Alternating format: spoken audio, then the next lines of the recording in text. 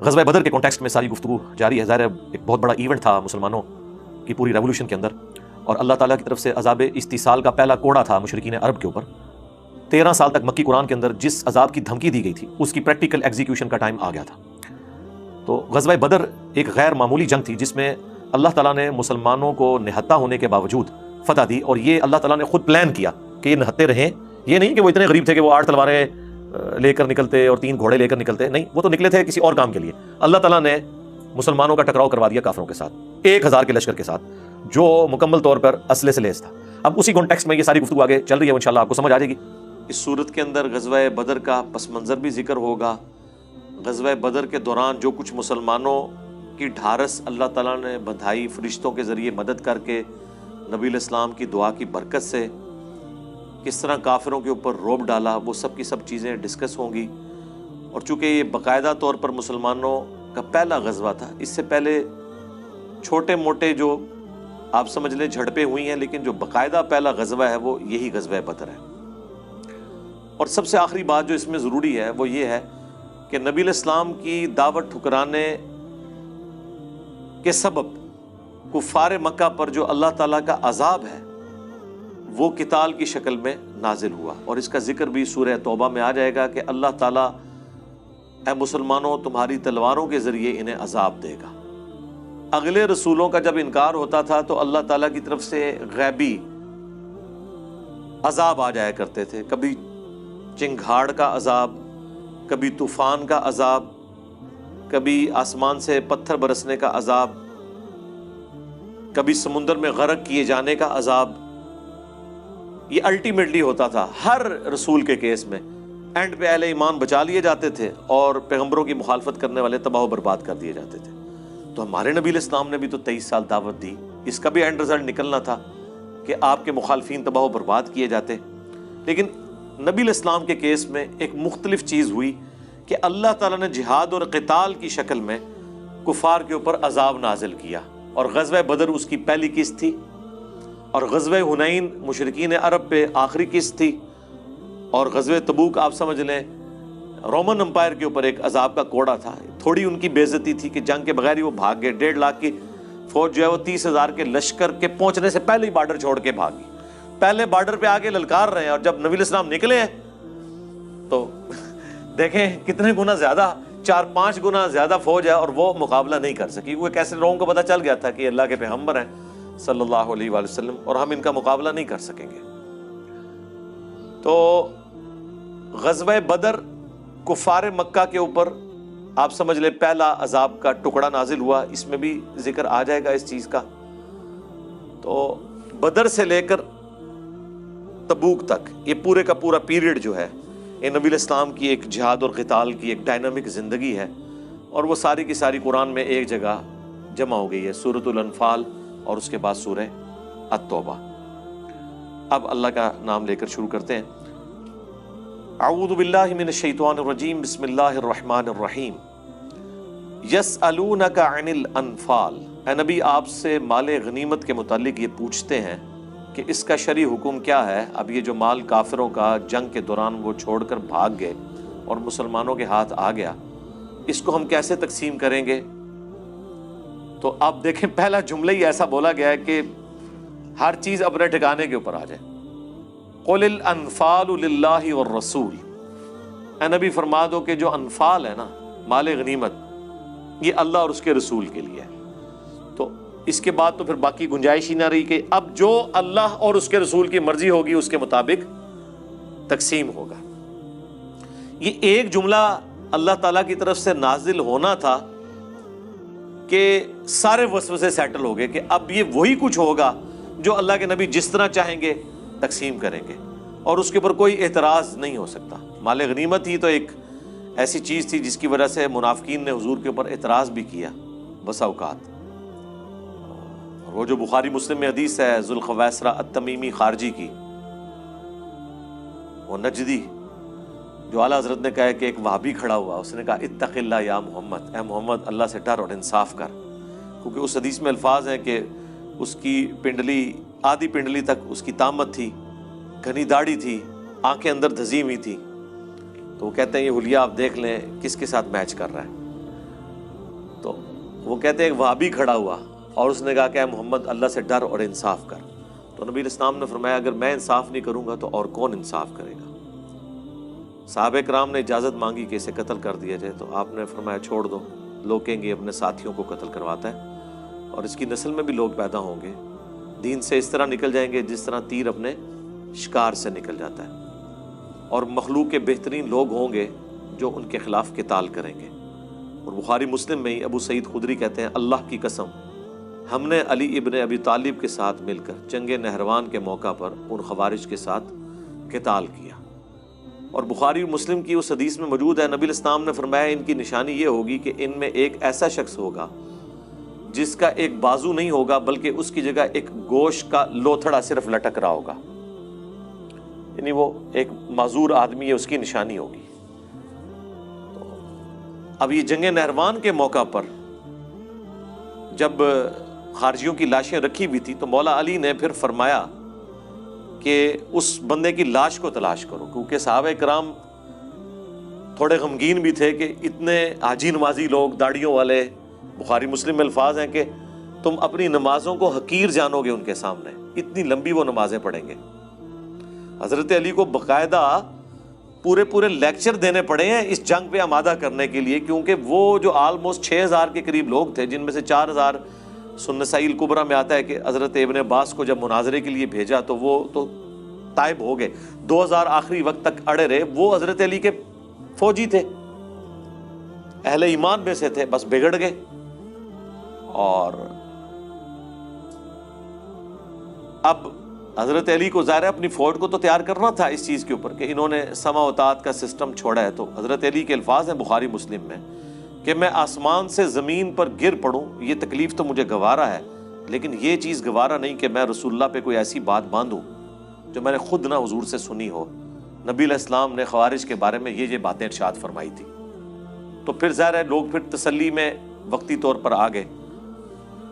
پھر بھی اب ظاہر ہے کہ مسلمانوں کے ہاتھوں مسلمان ہی قتل ہوئے تھے، لیکن خارجی مسلمان تھے، وہ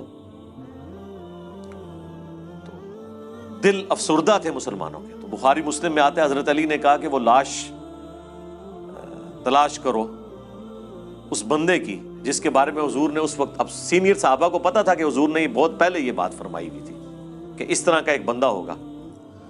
تو وہ لاش ڈھونڈی کی، نہیں ملی. پھر سیدنا علی خود بنفس نفیس ان لاشوں کے پاس آئے کنویں میں جہاں پہ جمع کر کے ڈالی ہوئی تھی، ایک ایک لاش اٹھوائی. حضرت علی کو اتنا یقین تھا کہ وہ بندے کی لاش ان میں ملے گی، وہ بندہ ان میں شامل ہوگا. ٹھیک ہے. اور حضرت علی نے ان کو کہا کہ رسول اللہ نے ہمیں سچی خبر دی ہے، تم تلاش کرو، انہی میں وہ بندہ ملے گا. اور پھر وہ جب لاشیں ہٹائی گئیں تو سب سے نیچے اس کی لاش نکلی. اس وقت پھر صحابہ نے نعرہ لگایا کہ واقعی صدق رسول اللہ نے سچ فرمایا تھا اور حضرت علی کا قتال حق پر مبنی ہے. لیکن یہ بعد کی بات ہے، پہلے جس طرح حضرت علی نے ان کو تیار کیا وہ ایک مشکل کام تھا. مسلم میں تو یہاں تک الفاظ ہیں کہ حضرت علی نے کہا کہ خوارج کے ساتھ قتال کے بارے میں نے وہ بشارتیں سن رکھی ہیں کہ اگر میں تمہیں وہ چیزیں بیان کروں تو مجھے خدشہ ہے کہ اس کے بعد تم کوئی نیکی بھی نہیں کرو گے. یہ قتال ہی اتنی بڑی نیکی تمہارے لیے کافی ہوگی اللہ کے حضور بخشش کے لیے. تو یہ پورے کا پورا معاملہ تھا. تو اس میں بھی مال غنیمت کے اوپر تان کرنے والا، اور اس کا ذکر سورہ توبہ میں باقاعدہ وہ آیت آ جائے گی جس میں اس ذوالخویسرہ التمیمی کا ذکر موجود ہے. یہ میں نے سارا اس لیے بیان کیا کہ مال غنیمت کوئی چھوٹی چیز نہیں تھی. آج ہمارے لیے تو شاید اس کی کوئی اتنی امپورٹنس نہ ہو، کیونکہ آج کل تو اس طرح کی جنگیں بھی نہیں ہیں، نہ اس طرح کے معاملات ہیں، اور مال غنیمت کے اعتبار سے آج ہمارے لیے اس کی سینسٹیوٹی کو سمجھنا تھوڑا مشکل ہے. لیکن اس زمانے میں آپ دیکھیں کہ یہ کتنا ایشو ہوتا تھا. اور پھر یہاں تک بھی ہوا ہے کہ غزوہ حنین کے موقع پر تو بڑے کامل الایمان جو مومنین تھے ان سے بھی مس ہینڈلنگ ہوئی ہے. بخاری مسلم میں احادیث موجود ہیں. نبی علیہ السلام نے غزوہ حنین کے موقع پر صفوان کو بلایا، 100 اونٹ دے دیے. آپ ذرا امیجن کر سکتے ہیں 100 اونٹ، 800 اونٹ، یعنی کوئی بالکل ماٹھا سا اونٹ بھی ہو نا تو 5 لاکھ روپے کا تو ہوگا. اس زمانے کے اندر 100 اونٹ کسی کو مل گئے تو سمجھ لیں تو اس کی تو زندگی بن سنور گئی. اب صفوان وہ ہے جو فتح مکہ پہ موت دیکھ کے مسلمان ہوا تھا اور پوری زندگی رسول اللہ کے خلاف جنگیں لڑی ہوئی تھی، ٹھیک ہے، اور ابو سفیان کو بلا کے 100 اونٹ دے دیے۔ ابو سفیان تو ساری جنگوں میں کافروں کی طرف سے سرغنہ کے طور پر تھا، صرف بدر ہی ایک ابو جہل نے لڑی ہے، باقی ساری جنگوں میں ابو سفیان ہی تھا۔ احد کی جنگ ہو، خندق کی ہو، اس کو 100 اونٹ دے دیے۔ انسان تو انسان ہے نا، جو چند نوجوان قسم کے لوگ تھے انصار مدینہ میں سے، ان کی زبان سے الفاظ نکل گئے کہ اس شخص پہ اپنے قبیلے کی محبت غالب آ گئی ہے، نعوذ باللہ۔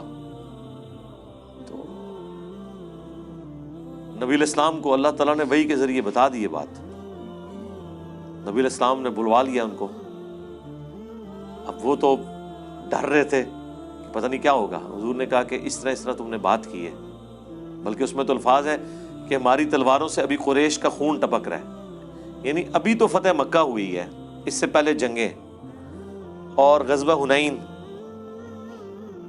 تو نبی الاسلام بھی چونکہ قریش سے تھے، ہاشمی قبیلہ قریش کا ہی تھا، بنو امیہ بھی قریش سے تھے، بنو عدی یہ سارے قریش کے تھے۔ ابھی تو ہماری تلواروں سے قریش کا خون ٹپک رہا ہے اور اس شخص پہ اس کے قبیلے کی محبت غالب آ گئی ہے، یعنی پوری زندگی جنگیں تو ہم نے لڑی، ہمارے نوجوان شہید ہوئے غزوہ بدر میں، احد میں، خندق میں۔ فتح مکہ کے بعد جب ان کو اپنی شکست نظر آئی قریش کے لوگوں کو، انہوں نے کلمہ پڑھ لیا، اور آج جب فروٹ کھانے کا وقت آیا ہے تو مال غنیمت میں 100 اونٹ صفوان کو، 100 اونٹ ابو سفیان کو دے دیے گئے۔ تو لاجیکلی تو ان کی بات درست تھی، آپ روحانیت کو تھوڑی دیر کے لیے سائڈ پہ رکھ کے دیکھیں۔ روحانیت تو آج بھی دیندار لوگوں نے سائڈ پہ رکھ کے وہ بات کر رہے ہوتے ہیں کاروبار کے معاملے میں، وہاں تو ایک جینوئن چیز بھی تھی، ظاہر قربانیاں بھی تھی، خالی ایسی بات تو نہیں تھی۔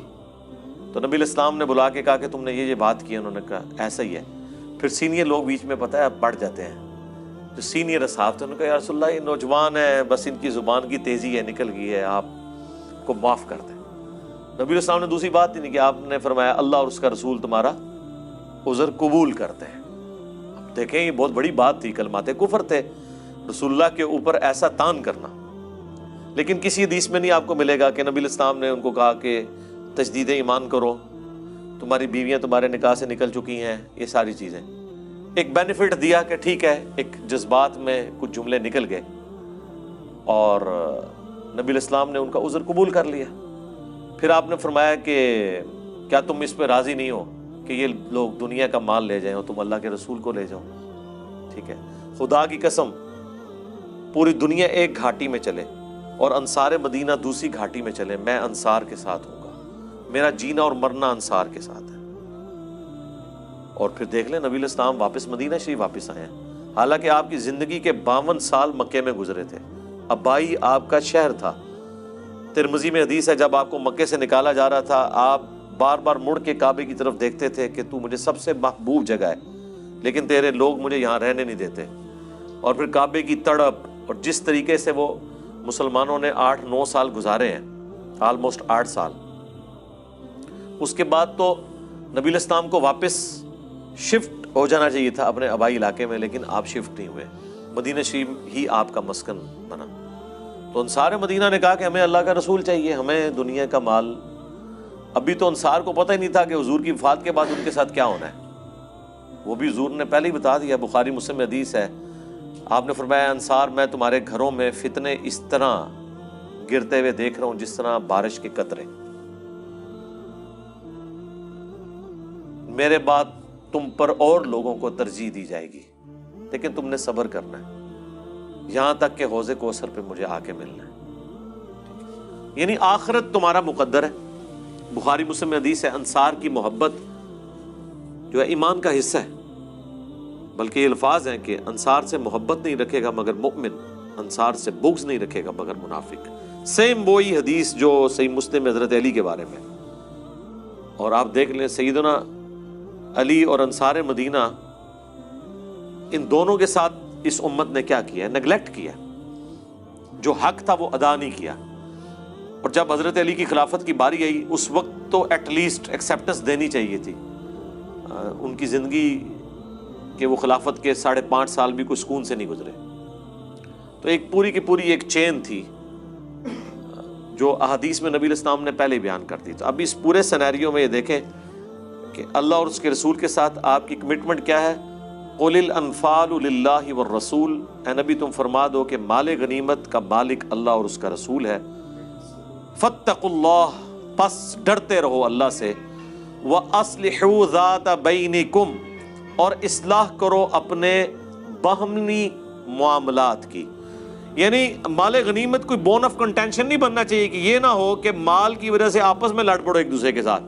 کما اخرج ربک من بیتک بالحق، جس طرح کہ نکال لایا آپ کا رب آپ کو آپ کے گھر سے حق کے ساتھ، با مقصد، پرپز فل. وَإِنَّ فَرِيقًا مِّنَ الْمُؤْمِنِينَ لَكَارِهُونَ، اور بے شک مومنین میں سے ایک گروہ ایسا بھی تھا جو ناپسند کر رہا تھا جھگڑا کرنے کو، اس ہونے والے واقعے کو. وہ میں پہلے بتا چکا کہ نبی علیہ السلام گھر سے تو اس نیت سے نکلے تھے کہ مشرکین عرب نے چونکہ مسلمانوں کی جائیداد کے اوپر قبضہ کر لیا ہوا تھا مکے میں، اور ان کی لائف لائن جو ہے وہ مدینہ سے ہو کر گزرتی تھی، جو ان کے تجارت کا سارا معاملہ تھا یمن کے ساتھ. اس کے ایکویلنٹ ان کا ایک تجارتی قافلہ ابو سفیان لے کر آ رہے تھے. اس وقت تک وہ مسلمان نہیں ہوئے تھے. تو نبی علیہ السلام نے یہ ارادہ کیا کہ ہم ان کے اس قافلے سے سارا سامان چھینیں گے، اس سامان کے ایکویلنٹ جو کہ مشرکین عرب نے مکے میں مسلمانوں کا دبا لیا تھا. یہ کوئی ظلم پہ مبنی چیز نہیں تھی، نہ یہ کوئی نبی علیہ السلام نے پری ایمپٹیو رائٹ کے طور پہ کیا، بلکہ جواباً یہ کارروائی کی تھی. اسی لیے ساز و سامان مسلمانوں کے پاس بڑا تھوڑا تھا. 8 تلواریں تھی، 3 گھوڑے تھے، باقی سارے پیادے تھے. اس لیے کہ وہ جس قافلے سے سامان، اب لوٹنے کا لفظ میں استعمال نہیں کرتا، وہ پھر اس کو نیگیٹیولی لوگ لے جاتے ہیں. تو ابو سفیان کا جو قافلہ ہے وہ تو نہتا تھا، چونکہ وہ ایک تجارتی قافلہ تھا، اس میں ایز سچ اتنی زیادہ سیکیورٹی نہیں ہوتی تھی. تو اس ایکٹیویٹی کے بارے میں اللہ تعالیٰ فرما رہا ہے کہ یہ اللہ نے آپ کو گھر سے نکالا تھا اس مقصد کے لیے. پھر بھی مومنین کا ایک گروہ تھا جو اس جھگڑے کو پسند نہیں کر رہا تھا. یجادلونک فی الحق بعدما تبین کانما یساقون الی الموت، وہ آپ سے جھگڑا کر رہے تھے، علمی بحث کر رہے تھے بعد اس کے کہ ان پر یہ حق کھل چکا تھا. گویا کہ ان کی حالت یہ تھی جیسا کہ انہیں موت کی طرف ہانکا جا رہا ہو. وہم ینظرون، اور وہ اپنی موت کو اپنے سامنے دیکھ رہے. اب ظاہر ہے یہ منافقین کے بارے میں تو نہیں ہے، اہل ایمان کے بارے میں نے پہلے بھی عرض کیا تھا کہ اہل ایمان ہمیشہ ایک لیول کے نہیں ہوتے. بعض بہت راسخ العقیدہ لوگ ہوتے ہیں، بعض ذرا معتدل مزاج والے لوگ ہیں، اور بعض بالکل ڈھیلے ہوتے ہیں.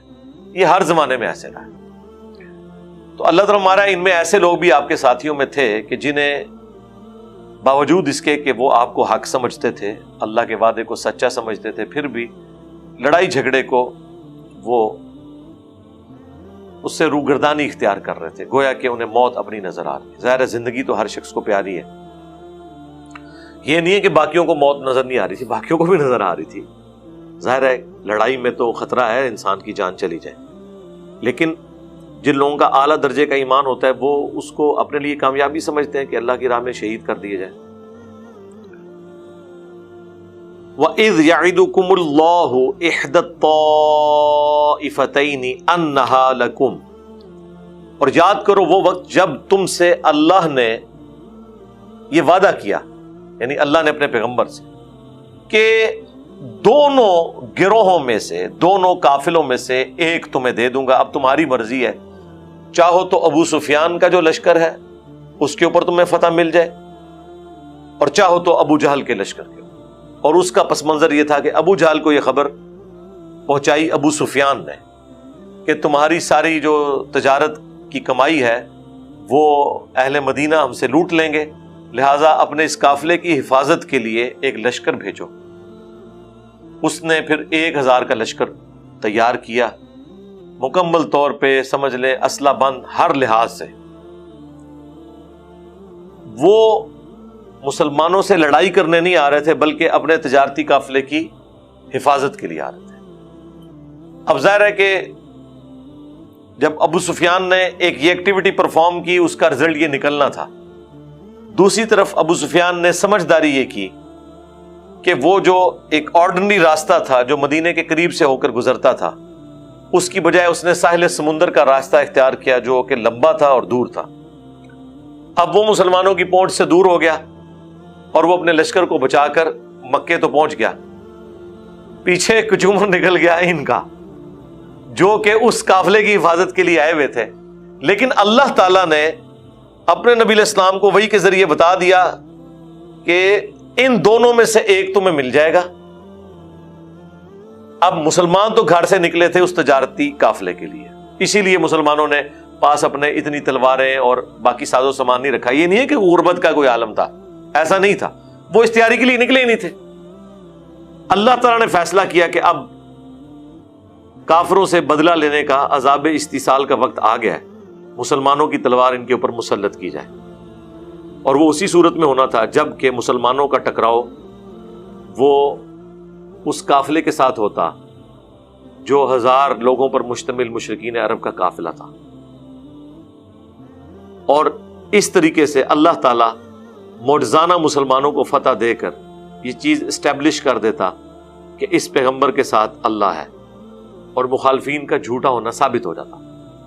لیکن ظاہر ہے کہ یہ ایک انسان کی نیچر ہے کہ اب 1000 کے لشکر جو کہ جنگجو لڑاکے ہیں، ان کے ساتھ 300 لوگ وہ ٹکرائیں جن کے پاس 8 تلواریں ہیں، 3 گھوڑے ہیں اور چند ایک اونٹ ہیں، یعنی وہ 313 جو اصحاب بدر تھے، جو بخاری میں ہے کہ 300 سے تھوڑے سے اوپر تھے، یہ اتنے ہی تھے، صحیح بخاری میں آیا، جتنا کہ جالوت کے خلاف جنگ میں حضرت طالوت کے پاس تھے۔ اب نہتا تو نہیں لڑا جا سکتا، لیکن اللہ تعالیٰ نے اسے ایک معجزانہ ایک فتح بنانا تھا۔ تو اپنے نبی سے وعدہ کیا اللہ نے کہ دونوں میں سے ایک میں تمہیں دے دوں گا۔ وَتَوَدُّونَ أَنَّ غَيْرَ ذَاتِ الشَّوْكَةِ، اور تم میں سے کچھ لوگ ایسے تھے وہ تو پسند یہی کر رہے تھے کہ وہ نہتے قافلے کے ساتھ لڑائی ان کی ہو۔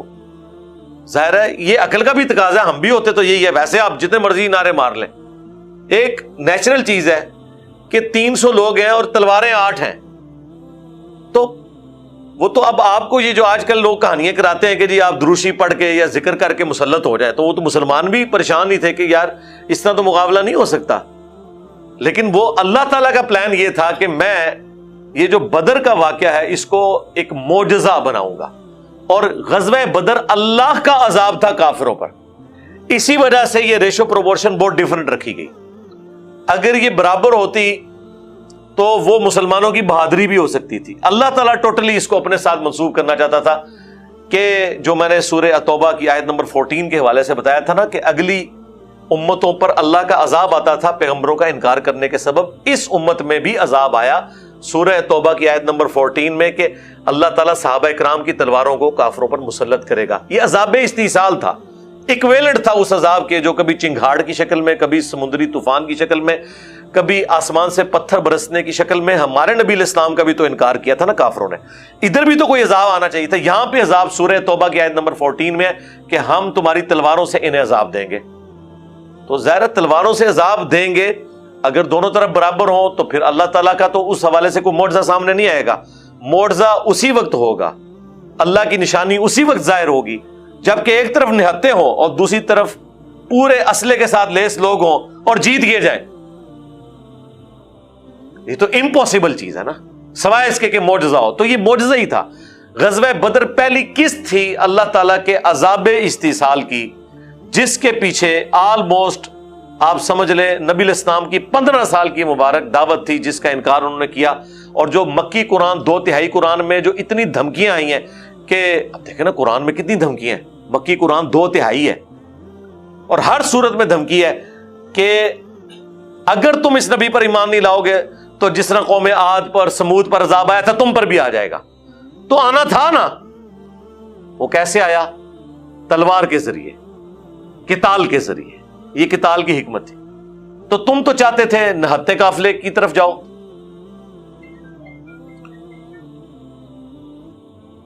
وَتَوَدُّونَ أَنَّ غَيْرَ ذَاتِ الشَّوْكَةِ تَكُونُ لَكُمْ، کہ وہ تمہارے حصے میں وہ والا قافلہ آ جائے. وَيُرِيدُ اللَّهُ أَن يُحِقَّ الْحَقَّ بِكَلِمَاتِهِ، جبکہ اللہ کچھ اور چاہتا تھا. اللہ یہ چاہتا تھا کہ حق کا حق ہونا ثابت کر دے اپنے حکم کے مطابق. وَيَقْطَعَ دَابِرَ الْكَافِرِينَ، اور کافروں کی جڑ کاٹ کر رکھتے. تم جو سوچ رہے تھے وہ نیچرل تھا، لیکن اللہ کا پلان یہ تھا کہ تم نہتوں کے ذریعے ان کافروں کا کلا کما کر کے اللہ بتائے کہ یہ آگے عذاب.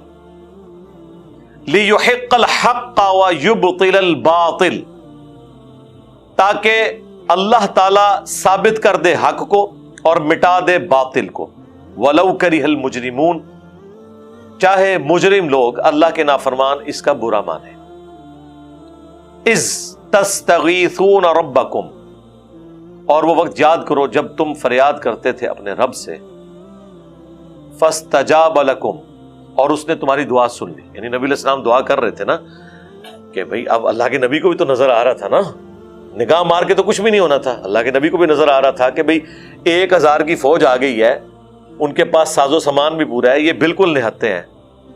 اور بخاری میں تو اس درجے تک رسول اللہ نے دعا کی کہ حضرت ابوبکر نے کہا یا رسول اللہ بس کریں، آپ اس درجے تک. لیکن نبی علیہ السلام کو تو پتا تھا نا بھائی جس نے محنت کی ہوتی ہے اس ہیٹ کو وہی فیل کر سکتا ہے. اس میں تو یہاں تک الفاظ ہیں کہ اے اللہ اگر تو چاہتا ہے کہ قیامت تک تیری عبادت نہ ہو اس سرزمین میں تو پھر تو ان کو ہلاک کر دے، اور اگر تو چاہتا ہے کہ اسلام باقی رہے پھر تو نے آج مجھے فتح دینی ہے. تو سب سے زیادہ سٹیک پہ جو چیز لگی ہوئی تھی وہ نبی علیہ السلام کی محنت تھی نا. اتنی محنت سے آپ کا ٹوٹل سرمایہ زندگی کا وہ 300 لوگ تھے، اور اب وہ نہتے ہیں اور سامنے سے 1000 کا لشکر. تو انسان کی یعنی عقل دنگ رہ جاتی ہے اس حوالے سے کہ کیسے ہو سکتا ہے، سوائے سے کہ اللہ کی طرف رجوع لایا جائے کہ اب تو نے ہمیں اس آزمائش میں ڈالا ہے تو اب تو نے ہمیں نکالنا بھی ہے. تو جب تم اپنے رب سے فریاد کر رہے تھے تو اس نے تمہاری فریاد سن لی. اور کیا سنی؟ انی ممدکم بألف من الملائکۃ مردفین، کہ یقیناً بے شک میں تمہاری مدد کرنے والا ہوں 1000 فرشتوں کے ذریعے جو پے در پے آنے والے ہوں گے، قطار در قطار اتریں گے. ادھر بھی 1000 کا لشکر تھا نا، تو یہاں بھی 1000 فرشتے آئیں گے. فرشتہ تو ایک بھی وہ تھا، لیکن یہ اللہ تعالیٰ نے فرشتوں کی جو تعداد مقرر کی نا یہ مسلمانوں کی صرف تسلی کے لیے کہ ہوں پائی گنتی پوری ہوگی تو پاسے یہی ذکر آ گیا. وَمَا جَعَلَ اللَّهُ إِلَّا بُشْرَى وَلِتَطْمَئِنَّ بِهِ قُلُوبُكُمْ، اور یہ جو فرشتوں کے اعتبار سے اللہ نے بشارت دی ہے نا تمہیں، اس کو بشارت بنایا ہے اور تمہارے دلوں کے اطمینان کا سبب. وَمَن نَّصْرُ إِلَّا مِنْ عِنْدِ اللَّهِ، اور مدد تو نہیں ہوتی مگر اللہ ہی کی طرف سے. فرشتہ ایک بھی نازل نہ ہو اللہ کے لیے کوئی مشکل ہے. ایک ٹورنیڈو چلا دے، ایک ریگستانی جھکڑ چلے تو مخالفین کو اکھاڑا جا سکتا تھا. اللہ کے پاس تو بے شمار آپشنز موجود ہیں. ان اللہ عزیز حکیم، بے شک اللہ تعالیٰ غالب ہے، حکمت والا ہے. کمال کے الفاظ ہیں یہ، اللہ تعالیٰ کے بڑے یونیک نام ہے اور یہ جوڑے کی شکل میں ہمیشہ آتے ہیں، العزیز اور الحکیم. عزیز کہتے ہیں غالب کو، چھایا ہوا، جس کے حکم کو کوئی ٹال نہیں سکتا، اور حکیم جو اپنے معاملات کو اپنی حکمت اور پلاننگ کے تحت لے کے چلتا ہے. یہ دونوں چیزیں مل کے ایک بیلنس کرتی ہیں کہ اللہ غالب تو اتنا ہے کہ اپنے مخالفین کا کچومر نکال کے رکھ دے، لیکن اس کی حکمت یہ ہے کہ ڈھیل دیتا ہے کہ شاید کوئی پلٹ آئے، فوراً پکڑتا نہیں ہے. حالانکہ عزیز ہے، ایسا چھایا ہوا ہے جب چاہے پکڑ لے، لیکن یہ جو اس کا ڈھیل دینا ہے اسے کوئی اس کی کمزوری نہ سمجھے، بلکہ یہ اس کی حکمت ہے. یہ ڈھیل تھی نا میرے بھائی، ورنہ خالد ابن ولید جو 19 سال کے بعد مسلمان ہوئے ہیں اور رضی اللہ عنہ تو نہ ہوتے اگر پہلے ہی عذاب آ گیا ہوتا.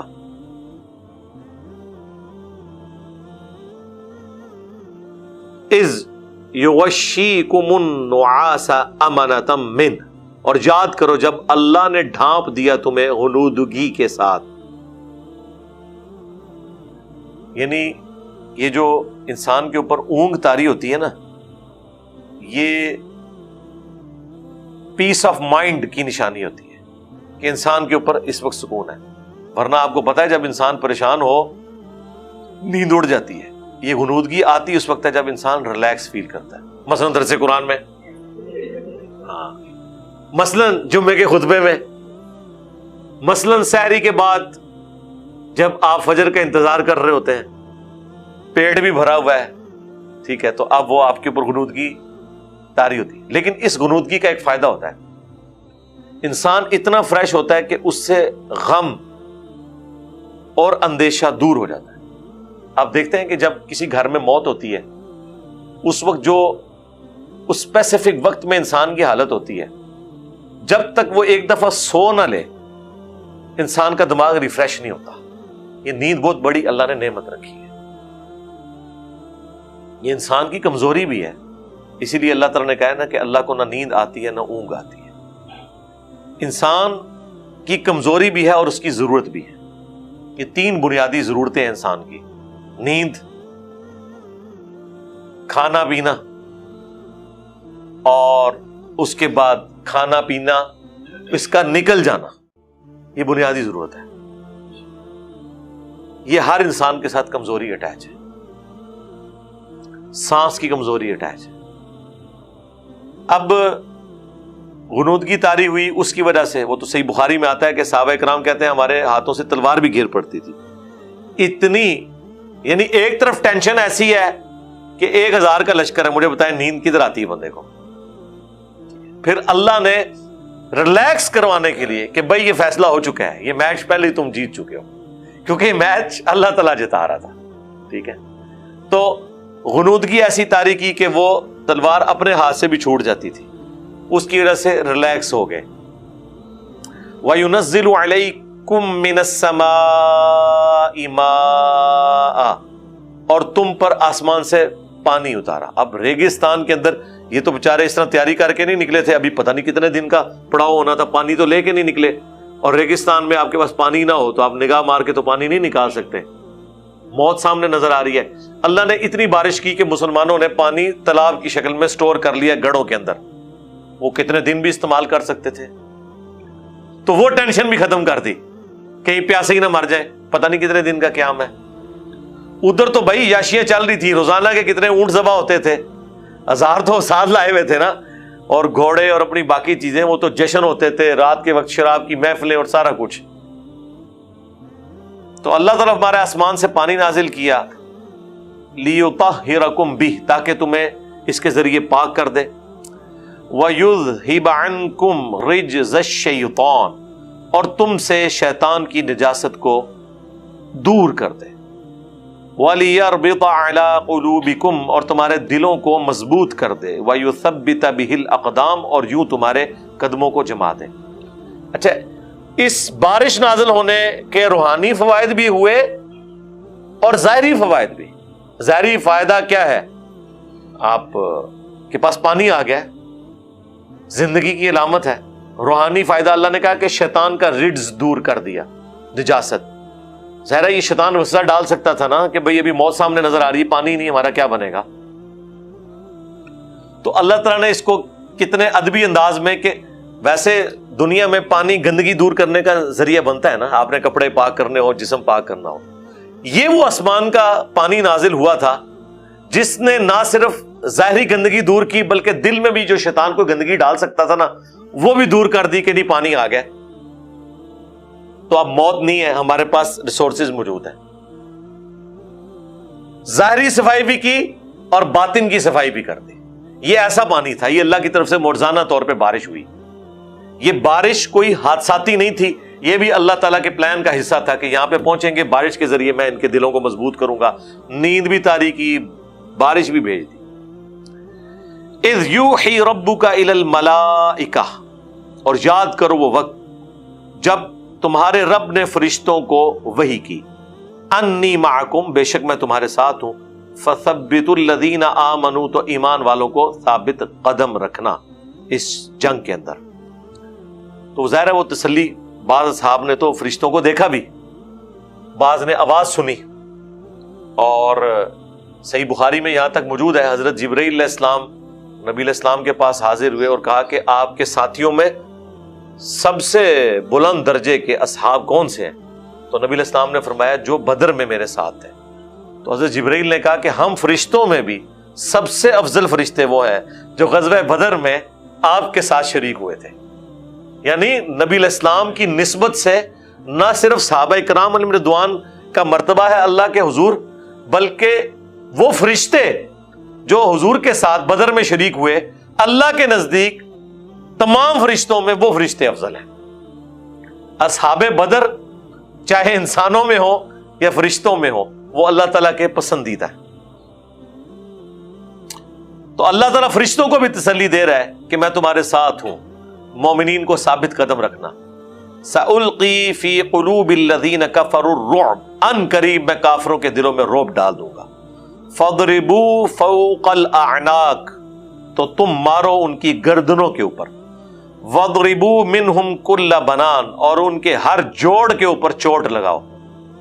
اب ویسے آپ یہ جملے صرف بیچ میں سے اٹھا لیں تو اور یہ پروپیگنڈا کرنا شروع کر دیں کہ جی یہ غفور الرحیم ہے اللہ تعالیٰ، کہ وہ کہہ رہا ہے انہاں دی گردناں لاؤ، انہاں دے جوڑ پنو، ٹھیک ہے، کلپ تو کاٹا جا سکتا ہے نا اس میں سے بھی۔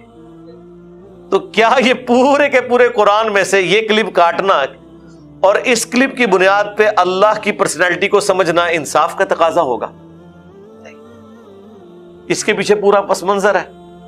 15 سال کی دعوت ہے، اتنی ڈھیل، اتنا سمجھانا، اس کے باوجود یہ بغاوت کہ وقت کے پیغمبر کو نہ صرف انہوں نے انکار کیا بلکہ ان کو اور ان کے جانثار ساتھیوں کو ہجرت کرنے پہ مجبور کر دیا، اور ان کا ساز و سامان بھی قبضے میں کر لیا۔ بالکل نہتے بیچارے مدینہ شریف پہنچے، مواخات تو نبی علیہ السلام نے کروائی، لیکن وہ بھی کس لیول کی ہوگی؟ وہ بھی تو غریب لوگ ہی تھے جن کے ساتھ بھائی بھائی بنایا، سبسسٹنس لیول پہ ہی لائف گزار رہے تھے نا۔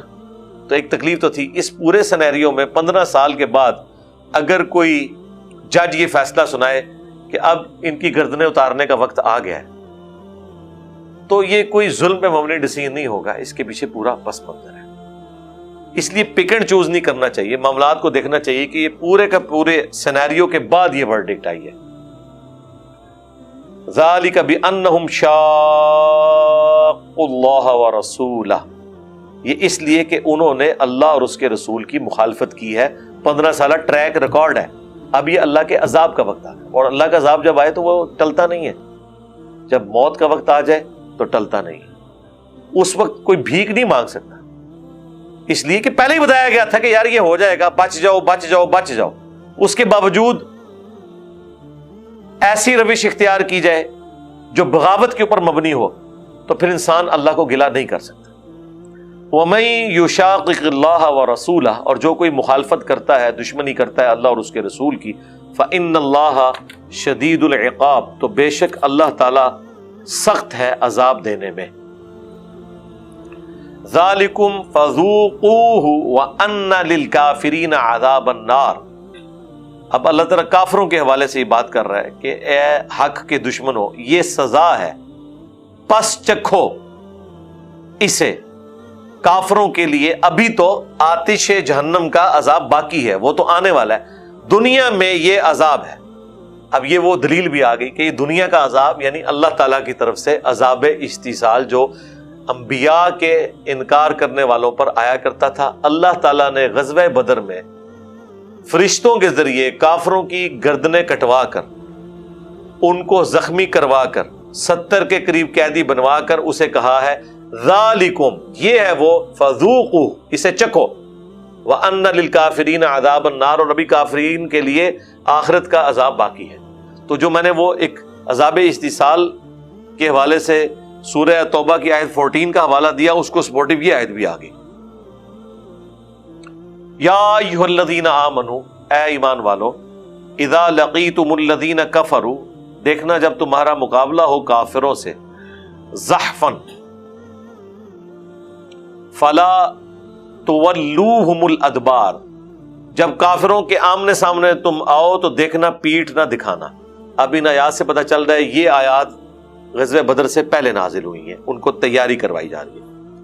وَمَن يُوَلِّهِمْ يَوْمَئِذٍ دُبُرَهُ، اور جو کوئی بھی تم میں اس دن اس جنگ میں غزوہ بدر میں پیٹھ دکھا گیا، سوائے دو استثناء کے، الا سوائے اس کے متحرفا لقتال، کہ وہ پینترا بدلنے کے لیے، یعنی کوئی ایک سمجھ لے ٹیکٹیکل موو کے طور پر، وقتی طور پر پسپائی اختیار کی، بھاگنے کی نیت سے نہیں بلکہ ایک نئے حملے کی تیاری کے لیے، وہ ایک علیحدہ بات۔ او متحیزا الی فئۃ، یا پھر وہ اپنی جماعت کے ساتھ مل رہا ہو، اس کے لیے اسے پیچھے ہٹنا پڑے کہ کوئی نئی اسٹریٹجی آئی ہے، یہ دو ہو سکتی ہیں۔ اس کے سوا جس نے بھی پیٹھ دکھائی، فقد باء بغضب من اللہ، تو پس وہ شخص اللہ کے غضب کا مستحق ہو گیا، ومأواہ جہنم، اور ایسے شخص کا پھر ٹھکانہ ہوگا جہنم، وبئس المصیر، اور کیا ہی بری لوٹنے کی جگہ ہے۔ یہ صحابہ کرام سے یہ بات ہو رہی ہے کہ یا تو تم ایک ٹیکٹیکل موو کے طور پر، یا ایک اس اعتبار سے پیچھے ہٹنا جنگ میں کہ اپنی جماعت کے ساتھ آ کر ملے، یہ دو ایک ایکسیپشنز ہیں۔ ان کے سوا جو کوئی شخص میدان جنگ چھوڑ کر بھاگے گا، واپسی کا راستہ اختیار کرے گا، تو وہ اللہ کے عذاب کا مستحق ہو گیا اور اس کا ٹھکانہ ہے جہنم، والعیاذ باللہ تعالی۔ لیکن اللہ تعالیٰ نے اہل ایمان کو ثابت قدم رکھا، یہاں تک نوبت نہیں آئی۔ فَلَمْ تَقْتُلُوهُمْ، اب اللہ تعالیٰ نے وہ جو غزوہ بدر کے اندر اسپیسیفکلی اللہ کی غیبی مدد آئی ہے، اس کے والے سے مسلمانوں سے کہا، اور ظاہر ہے کہ وہ مال غنیمت سے سٹارٹ ہوئی تھی بات انفال کی۔ اب جب مدد ہی اللہ نے دلوائی ہے تو کافروں کا چھوڑا ہوا مال اس کے اوپر کوئی انڈیویجول کیسے کلیم کر سکتا ہے؟ اسی لیے شروع میں آیا تھا نا کہ مال غنیمت اللہ اور اس کے رسول کا ہے۔ اب یہاں پہ وہ بات آ رہی ہے، فَلَمْ تَقْتُلُوهُمْ، تم نے تو انہیں قتل نہیں کیا، وَلَكِنَّ اللَّهَ قَتَلَهُمْ، بلکہ اللہ نے انہیں قتل کیا۔ اور بھئی کئی صحابہ کے ہاتھ میں تو چھڑیاں تھیں، اب تلوار کے آگے چھڑی کیسے کام کرتی ہے؟ اس سے پہلے کہ وہ ان پر وار کوئی کافر کرتا، فرشتے ان کی گردن اتار دیتے تھے۔ لیکن یہ جو اس طرح کے واقعات ہیں، ان کو پکڑ کے آپ آج کل کسی کو کوئی کہانی نہ کروائیں پلیز، یہ کام نہ کریں۔ وہ ڈاکٹر اقبال کے شعروں تک ہی رہنے دیں آپ۔ ہاں، پریکٹیکل لائف میں ایسے نہیں ہوتا۔ یہ ایک اسپیسیفکلی نبی علیہ السلام کی دعوت کو اللہ نے غالب کرنا تھا۔ میرے بھائی اگر یہی کچھ ہونا ہوتا تو جنگ قادسیہ میں مسلمان جو ہیں وہ پرشین امپائر کے ہاتھیوں کے نیچے آ کے نہ کچلے جاتے، وہاں پہ بھی کوئی فرشتہ آتا اور ہاتھیوں کی ٹانگیں کاٹ دیتا۔ تو 8,500 مسلمان شہید ہوئے ہیں، 4 دن تک وہ جنگ جاری رہی قادسیہ کی۔ یرموک میں بھی سینکڑوں مسلمان شہید ہوئے ہیں، تب جا کے اللہ نے فتح دی ہے۔ تو یہ جو اسپیسیفکلی نبی علیہ السلام کی موجودگی میں جو باتیں ہیں نا، یہ آج بھی ہو، ابراہیم سا جو ایما پیدا آگ کر سکتی ہے انداز گلستان پیدا، خدا دا نہ جائے، یہ تسی نہیں ڈیسائیڈ کرنا۔ ویسے انہوں نے بات ٹھیک کی ہے، چونکہ ابراہیم جیسا ایمان ہو ہی نہیں سکتا، کبھی بھی پیدا نہیں کرے گی انداز گلستان۔ کوئی دعویٰ کر سکتا ہے میرا ابراہیم والا ایمان ہے، اس شعر تو میں ایسا نہیں سمجھنا۔ اگر اس شعر کو صحیح سمجھنا ہے تو اس اعتبار سے سمجھے کہ نہ کوئی ابراہیم جیسا ہوگا اور نہ آگ ٹھنڈی ہوئے گی، سڑو گئی۔ ہاں، یہی مطلب ہے نا، اور کیا ہے؟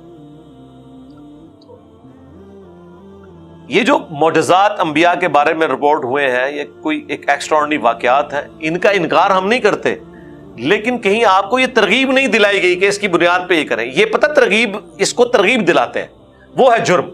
یہ اسی طریقے سے ہے کہ کوئی بخاری مسلم کی وہ حدیث کہ ایک فاحشہ عورت تھی، اس نے ایک کتے کو اپنے چمڑے کے موزے میں کنویں سے پانی نکال کر پلا دیا۔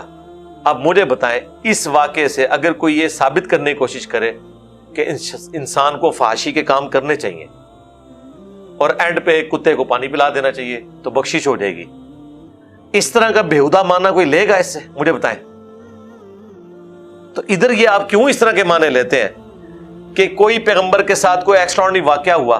کہیں قرآن میں اللہ تعالیٰ نے کہا ہے کہ جو کوئی ایسا کرے گا ہم اس کے ساتھ یہی سلوک کریں گے. یعنی قرآن میں تو یہ کہیں نہیں آیا کہ اگر ابراہیم جیسے تم ہو جاؤ تو ہم تمہارے اوپر بھی نار کو گلزار کر دیں گے. اللہ کا دعویٰ ہی نہیں ہے یار. اللہ تو اپنے بندوں سے قربانیاں لیتا ہے, جب چاہے ظاہر فرما دے, یہ اس کا فیصلہ ہے, آپ نہیں ڈیسائیڈ کر سکتے.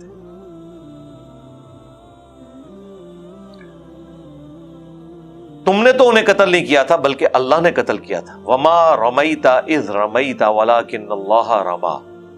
اور اے نبی, جو آپ نے وہ کنکریوں کی مٹھی بھر کر پھینکی تھی کافروں کی جانب, وہ آپ نے نہیں پھینکی تھی, وہ اللہ نے پھینکی تھی جب کہ آپ نے پھینکی تھی. یعنی رسول اللہ کے ہاتھ کو اللہ نے اپنا ہاتھ قرار دیا اس حوالے سے کہ نبی علیہ السلام اللہ کے ریپریزنٹیٹو ہیں. ویسے کوئی شخص یوں مٹھی بھرے اور یوں پھینکے 10-15 فٹ سے زیادہ تو کوئی دور تھرو پھینک ہی نہیں سکتا. چہ جائے کہ سامنے کافروں کا لشکر اتنی دور ان کی آنکھوں میں جا کے پڑے اور ان پہ مسلمانوں کا رعب طاری ہو جائے. تو غزوہ بدر کے موقع پر یہ واقعہ ہوا. اسی طرح کا ایک واقعہ غزوہ حنین کے موقع پر بھی ہوا ہے, وہ صحیح مسلم میں رپورٹ ہوا ہے, جہاں پر 12,000 کا لشکر, صرف تکبرانہ جملے نکل گئے چند اصحاب کے منہ سے کہ ہم بدر میں تو 313 تھے, غالب آئے تھے, آج ہم قبیلہ حوازن سے زیادہ ہیں. 12,000 کا لشکر, اور اللہ تعالیٰ فرما رہا ہے پھر تمہیں بھاگنے کی جگہ بھی نہیں ملی, صرف 80 بندے حضور کے ساتھ رہ گئے. صحیح بخاری میں آتا ہے 12,000 کا لشکر, اتنی بھگدڑ مچی. وہ کافی تیر ان کے نشانوں پہ لگتے تھے قبیلہ حوازن کے, اور یہ مشرکین عرب کے خلاف آخری جنگ تھی غزوہ حنین, جو فتح مکہ کے بھی 3-4 مہینے بعد ہوئی. وہاں پہ نبی علیہ السلام, پھر مسلم شریف میں آتا ہے, بخاری میں بھی ہے, مسلم میں ڈیٹیل کے ساتھ ہے, آپ رجز پڑھتے ہوئے آگے گئے, انا النبی لا کذب انا ابن عبد المطلب, میں نبی ہوں, اس میں کوئی جھوٹی بات نہیں ہے, میں عبد المطلب کا بیٹا ہوں. اور پھر آپ نے یوں مٹھی بھر کے ان کی طرف بھیجی, اور اللہ تعالیٰ کے محبوب صلی اللہ علیہ وآلہ وسلم کی مبارک زبان سے یہ الفاظ نکلے گئے, ان کے چہرے جھلس گئے اور پیٹ پھیر کے یہ بھاگ گئے. اور وہ ایسا ہی ہوا, پھر وہ اللہ تعالیٰ نے ایک معجزہ ظاہر کیا. تو یہ 2 مواقع پہ ہوا ہے, بدر میں بھی اور حنین میں. وَلِيُبْلِيَ الْمُؤْمِنِينَ مِنْهُ بَلَاءً حَسَنًا, تاکہ احسان فرمائے مومنین پر اللہ تعالیٰ اپنی طرف سے بہترین احسان. یعنی یہ جو ہم نے غیبی مدد کی, یہ مسلمانوں کی ان قربانیوں کا نتیجہ ہے جو انہوں نے مکے میں تکلیف کاٹی, کہ آج اللہ کی غیبی مدد ان کے ساتھ آ گئی. ان اللہ سمیع علیم, بے شک اللہ تعالیٰ سب کچھ سننے والا, علم والا ہے. ذالکم وان اللہ موہن کید الکافرین, اور یہ تو ہوا اور بے شک اللہ تعالیٰ ذلیل و خوار کرنے والا ہے, کمزور کر دینے والا ہے کافروں کے مکر اور فریب کو. ان تستفتحوا, اگر تم فیصلے کے طلبگار تھے نا اے کافروں, فقد جاءکم الفتح, تو دیکھو اب فتح کا فیصلہ آ گیا. وہ اصل میں نا ابو جہل نے کہہ دیا تھا کل یوم الفرقان ہے, حق اور باطل میں فیصلے کا دن ہے, کل فیصلہ ہو جائے گا. تو اللہ نے فرمایا کہ فیصلہ مانگ رہے تھے, لو پھر فیصلہ ہو گیا. وہ بھی اپنے آپ کو اللہ والے ہی سمجھ رہے تھے, وہ آگے ان کی دعا بھی آ جائے گی. وَإِن تَنْتَهُوا فَهُوَ خَيْرٌ لَكُمْ, اور اگر تم اب بھی باز آ جاؤ تو تمہارے لیے بہتر ہے. وَإِن تَعُودُوا نَعُدْ, اور اگر پھر شرارت کرو گے ہم بھی پھر اسی طریقے سے بدلہ لیں گے. اور وہ باز نہیں آئے تو احد میں اللہ نے پھر دوبارہ سے ان کے ساتھ یہ کیا. وہ تو مسلمانوں کی لغزش کی وجہ سے وہ فتح شکست میں بدلی, ادروائز فتح تو وہاں بھی ہو گئی تھی, وہ چھوڑ کے بھاگ گئے تھے. اللہ نے اپنا وعدہ پورا کر دیا تھا جو سورہ آل عمران میں ہم پڑھ چکے ہیں. وَلَن تُغْنِيَ عَنْكُمْ فِئَتُكُمْ شَيْئًا وَلَوْ كَثُرَتْ, اور جب اللہ تعالیٰ کی طرف سے عذاب آنا ہے تو پھر کیا حال ہوگا کہ تمہیں کوئی فائدہ نہیں پہنچائے گی تمہاری جماعت, خواہ کتنی ہی زیادہ کثرت میں ہو, جب اللہ فیصلہ کر لے گا. ویسے تو اللہ نے کر کے دکھا دیا کہ ادھر 1000 کی جماعت تھی, سامنے 313 تھے, آندہ بھی جو مرضی کر لو, اس سے بڑی فوج لے آؤ, اللہ تعالیٰ تمہیں ذلیل و خوار کرے گا. وَأَنَّ اللَّهَ مَعَ الْمُؤْمِنِينَ, اور بے شک یہ کہ اللہ تعالیٰ مومنین کے ساتھ ہے.